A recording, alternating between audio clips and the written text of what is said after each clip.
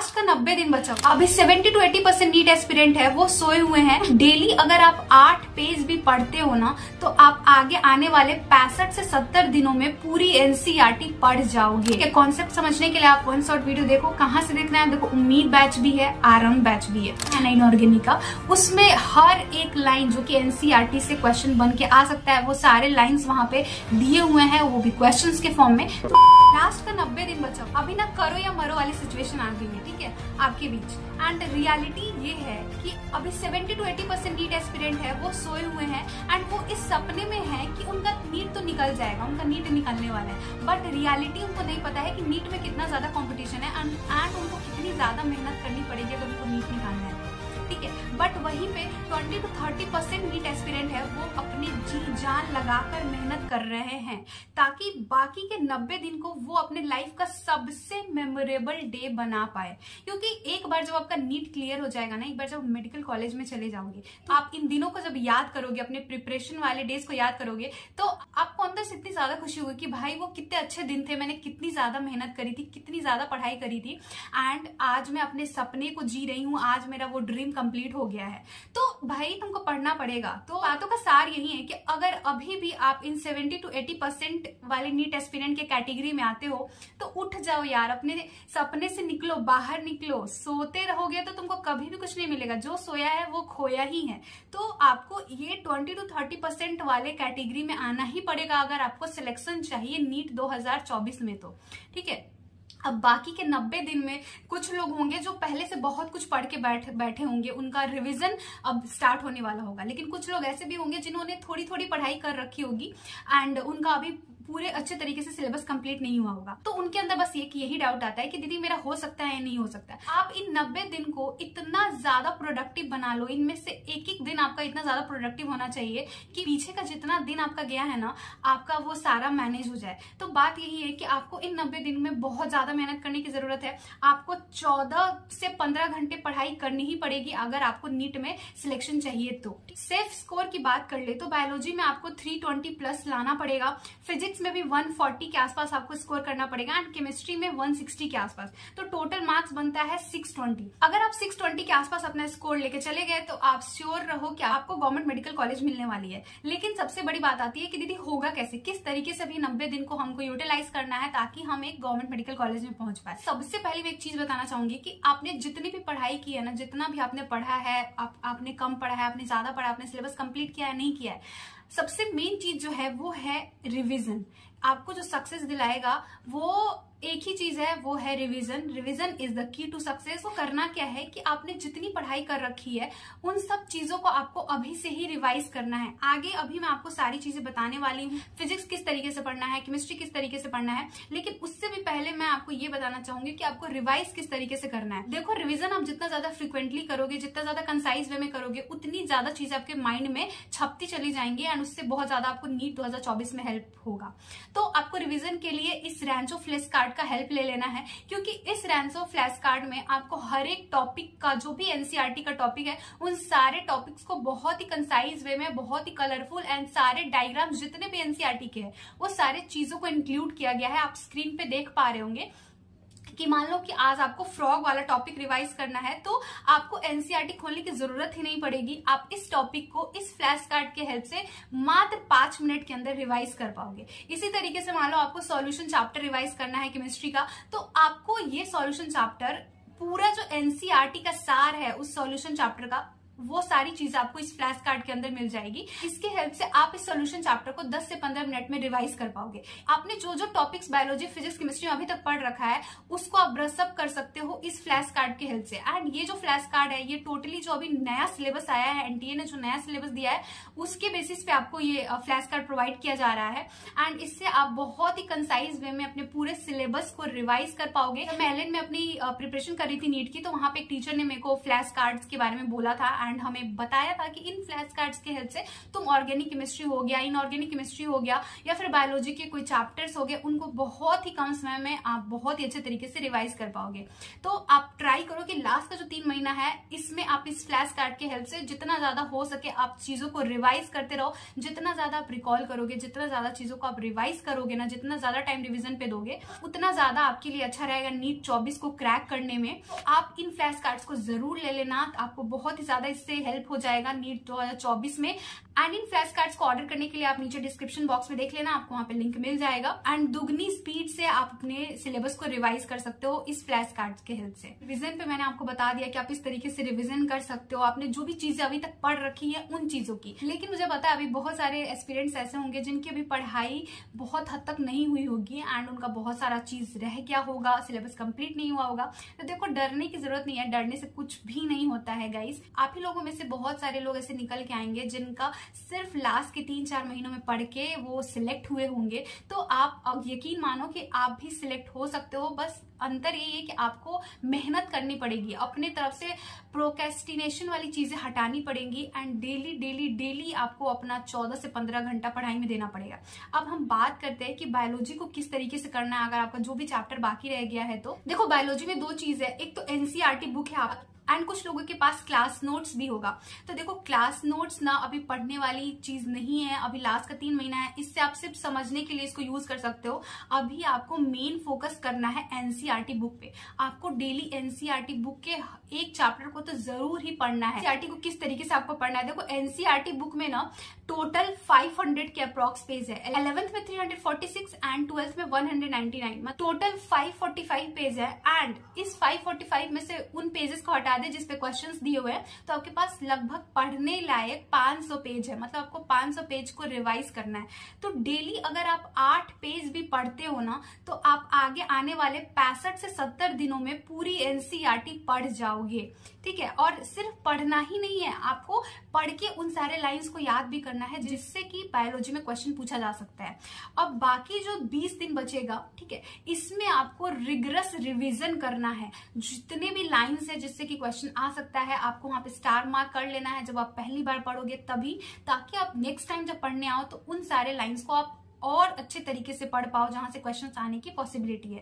And इसी के साथ साथ पीवाईक्यू को भी प्रैक्टिस करना है। पीवाईक्यूज आप जितना ज्यादा लगाओगे उतना ज्यादा ही आपको और ज्यादा आप इमेजिन कर पाओगे कि किस तरीके से क्वेश्चंस पूछे जा सकते हैं, किस तरीके से क्वेश्चन फ्रेम किए जा सकते हैं। तो पीवाईक्यूज तो आप अभी से ही लगाना स्टार्ट कर दो मेरे सजेशन में, ठीक है। एंड इस तरीके से आपको पूरी बायोलॉजी कंप्लीट करनी है। मैं आपको बायोलॉजी पे ज्यादा फोकस करने के लिए इसलिए भी बोल रही हूँ क्योंकि बायोलॉजी 360 नंबर का होता है। पूरे पेपर का आधा हिस्सा बायोलॉजी ही होता है। तो अब बायोलॉजी इजी भी है, तो आप इसमें ज्यादा से ज्यादा स्कोर भी कर पाओगे।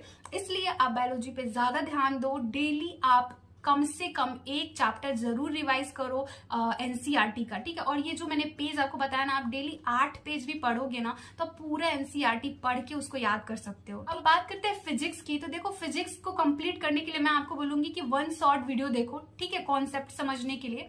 अगर आप फिजिक्स में 140 तक पहुंचना चाहते हो तो ठीक है, कॉन्सेप्ट समझने के लिए आप 1 शॉर्ट वीडियो देखो। कहाँ से देखना है, देखो उम्मीद बैच भी है, आरंभ बैच भी है। अब कुछ लोग होंगे जिनको ऐसा होगा कि उनको जल्दी से सिलेबस कंप्लीट करना होगा। कई लोगों को ऐसा होता है कि जल्दी सिलेबस कंप्लीट हो जाए ताकि मैं ज्यादा से ज्यादा टाइम रिवीजन को दे पाऊं। मेरे खुद के साथ भी ऐसा होता था, मैं सोचती थी कि ज्यादा जल्दी सिलेबस कंप्लीट हो जाएगा तो ज्यादा मैं रिवाइज कर पाऊंगी।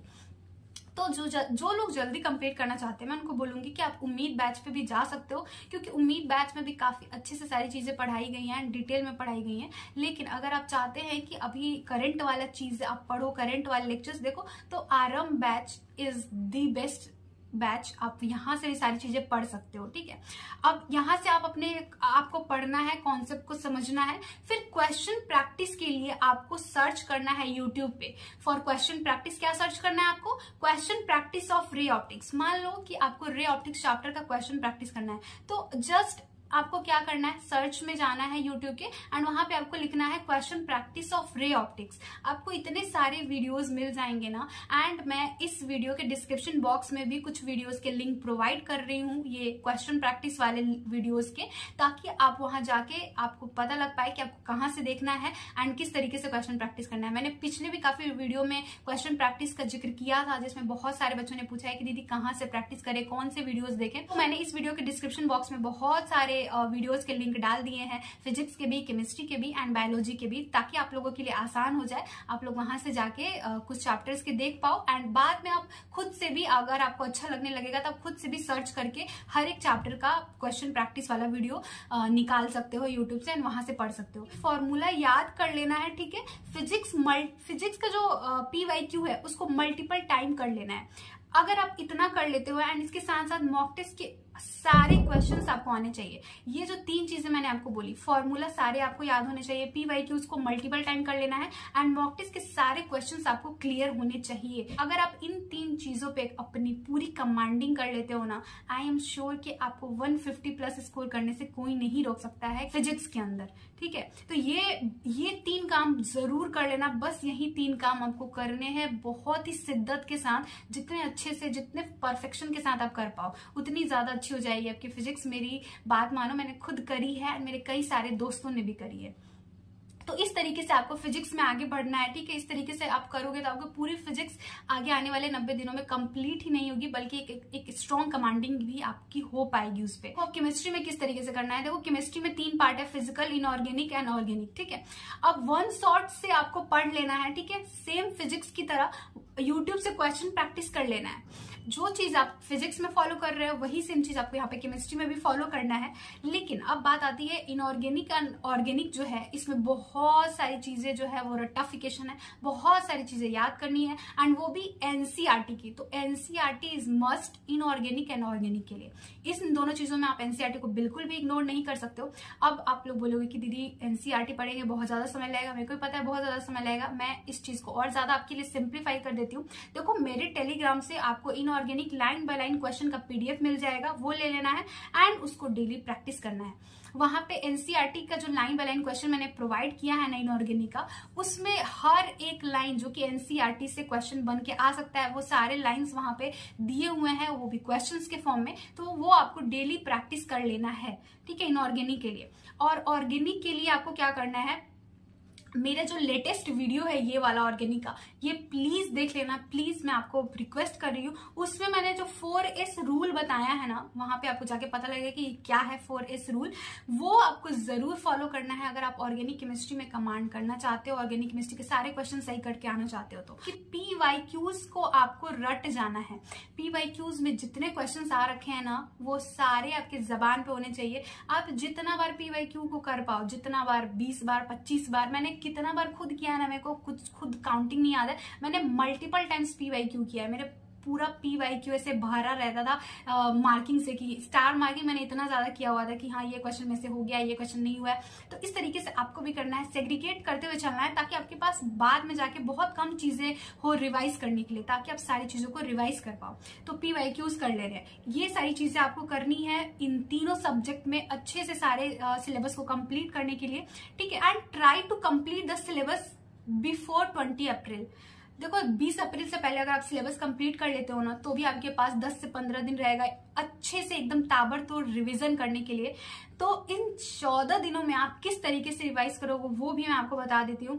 लास्ट का जो 14 डेज रहेगा, देखो फिजिक्स में आपको लास्ट के 14 दिनों में किस तरीके से रिवाइज करना है, फॉर्मूला सीट रिवाइज करना है, PYQs को रिवाइज करना है एंड मॉक पेपर जो आपके पास रहेंगे, वो सारे मॉक पेपर के जितने भी क्वेश्चन आए हैं ना, उन सारे मॉक पेपर के क्वेश्चन को आपको रट जाना है। सीरियसली मैं बता रही हूँ, आपको कोई क्वेश्चन अगर आपको सॉल्व करने नहीं आ रहा है, बट अगर आप डेली देखोगे तो आपको उसका सॉल्यूशन धीरे धीरे याद होने लगेगा कि हाँ इस तरीके से करना है। तो आपको रट जाना है, क्योंकि एट द एंड आपका सिलेक्शन ज्यादा मायने रखता है। आपको फिजिक्स में PhD नहीं करनी है, ठीक है, तो ये ज्यादा जरूरी है। उसी तरीके से केमिस्ट्री में आपको फॉर्मूला सीट पूरा रट जाना है, PYQs को पूरा रट जाना है। ऑर्गेनिक के जो सीट है, जो मैं आपको बोल रही हूँ कि मेरा ऑर्गेनिक वाला ये वाला वीडियो जरूर देख लेना, उसमें मैंने कुछ सीट का जिक्र किया है, वो सीट आपको जरूर याद कर जाना है।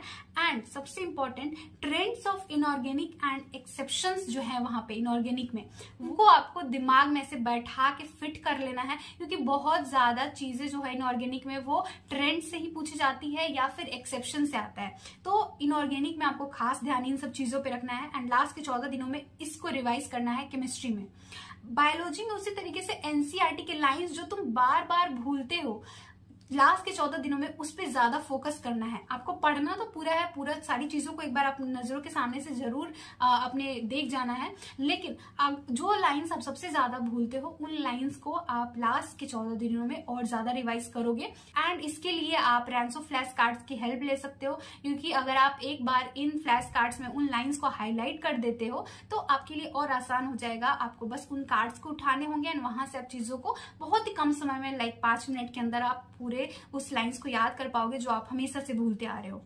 अब लास्ट में हम बात करते हैं मॉक टेस्ट की। देखो मॉक टेस्ट को किस तरीके से प्लान करना है।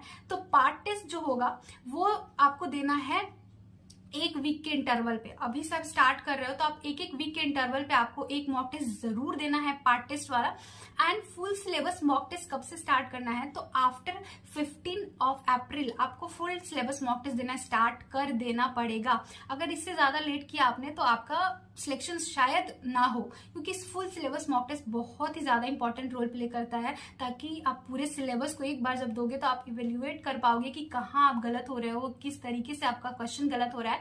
तो आप कोशिश करो कि 15 अप्रैल से पहले भी आप स्टार्ट कर पाओ फुल सिलेबस मॉक टेस्ट देना।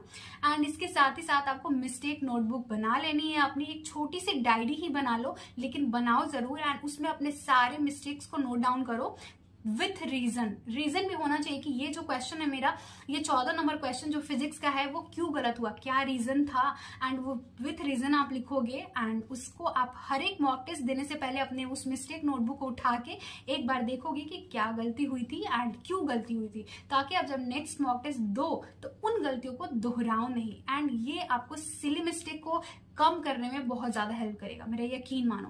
तो ये जो मैंने आपको अभी सारी चीजें, सारी बातें आपको बताई हैं, प्लीज प्लीज इसको फॉलो करो।